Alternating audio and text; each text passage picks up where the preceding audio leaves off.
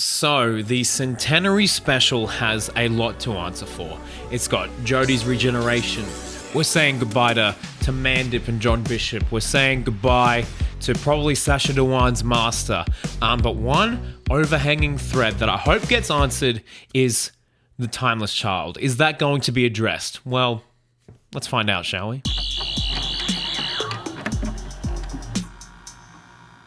Hello Whovians, Crispy Pro here, and welcome back to the channel. Thank you so much for sticking around. I really do appreciate it. Welcome back to the According to Reddit series. Last time we did a video on, what did we do a video on? We did a video on, sorry, I've got all my scripts here. The Fob Watch on this bad boy. And that was interesting. If you want to check that out, go and check it out. But today we're talking about everyone's favorite subject matter, the Timeless Child. It's going to be a fun one, so please be respectful in the comments. I know everyone is very divided. It's probably one of the most divisive topics in Doctor Who. I don't think people really care anymore, but I know there's some people that definitely do, and they're very loud. Today we're talking about the Timeless Child, and I found a really good theory. But before we get into that, hey, why not consider subscribing to this channel? We make Doctor Who videos every single week, and like this video as it does help out the algorithm a lot. We're trying to hit 30,000 subscribers, and when I do, I will fly to the moon. I tell you that. So this theory makes a lot of sense, and I really like it. It's from Liam1463, and it's called the Preferred Timeless Child Theory. So shall we get into it? I'm gonna say yes. Obligatory, everyone knows the Timeless Child is controversial. Absolutely. Whether you think it's good or not, many on both sides agree that it just makes more narrative sense if the Master was the Timeless Child, not the Doctor, as it wouldn't further change the Doctor in unnecessary ways. While in my opinion adding a more interesting moral conundrum where the Doctor would have to consciously weigh regenerating against the knowledge that it was stolen and derived from the torture of a child every time from now into the future.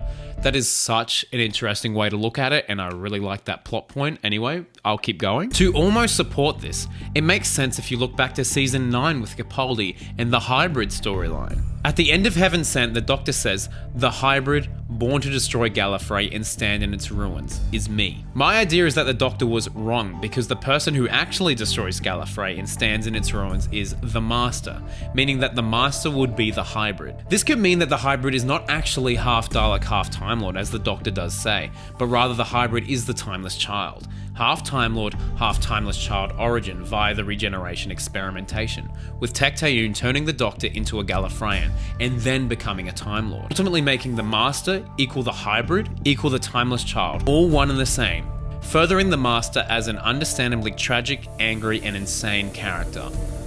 I love this theory so much. It's ridiculous. This is well done, Liam. Well played. That is so well written as well. It blows my mind for how much narrative sense it makes for the Master to be the Timeless Child. I made a video on this years ago. You can check it out. It's got like Council of Geeks, like Dominic's in it. It's a lot of fun. But yeah, wow, that was really well said. And in that video I made, pretty much everyone agreed that the Master should have been the Timeless Child. Have a look. So like the controversy with the Timeless Child revelations and everything, if you could love it, it could tell some great stories in the next few years. Give it 5 or 6 years and it will not be canon anymore. That's like exactly it. Like there's a load of stuff from the Stephen Moffat era, like the Doctor ridding the universe of death at the end of Hellbent. And a load of other like universe altering stuff, which what you ignore can't hurt you. I'm half human. And if you don't like the Timeless Child, fair enough, and you can just, the next showrunner can just not acknowledge it, and they can pave their own path. They can change the continuity in their own way. And actually, this is something that I've really appreciated what the show has done, because George Ace Creeper is absolutely right that not only is it not the job of a showrunner to correct or undo or whatever what the previous runners did. Thankfully, that really hasn't happened in the modern era so far. Whatever you think about Chibnall, I don't feel like any of his decisions are him trying to fix or amend or even undo. So here's the thing. Timeless Child, I'm going to touch on it super lightly. I don't hate the concept. I hate that it's the Doctor. I wish that the Timeless Child was literally anyone else other than the Doctor.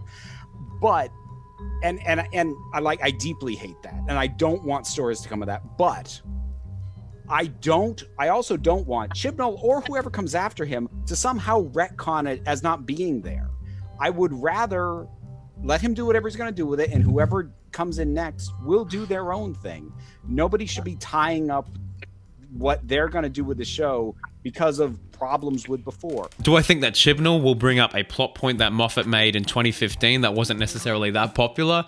No, I don't, unfortunately. But my goodness, do I like it. It makes so much sense because, yeah, we don't know what species fell through that portal in the Timeless Child origin. We don't know what species that is. It looks human, but so do Time Lords. Or do we look Time Lord? I don't know. And as we saw, like, the Master was literally in the ruins of Gallifrey, you know, the Master caused that to happen. That's the prophecy, that's the hybrid. It makes, I don't know, this theory blows my mind how much it makes sense, but it's not gonna happen. It's not gonna happen, and that sucks, but it's really well done. You know, I always joke about Crispy for showrunner, but I'd give Liam an episode with theories like this. I would. So, do I think that the Centenary will bring up the Timeless Child? Absolutely. I think that will be a key plot point, but I don't think they're going to spend too much time on it. I think it's going to be pretty overshadowed, and they're going to leave it pretty vague, as there's already so much going on in this special. I think there's so much happening. And do I think that it's going to continue through the Russell T Davies era?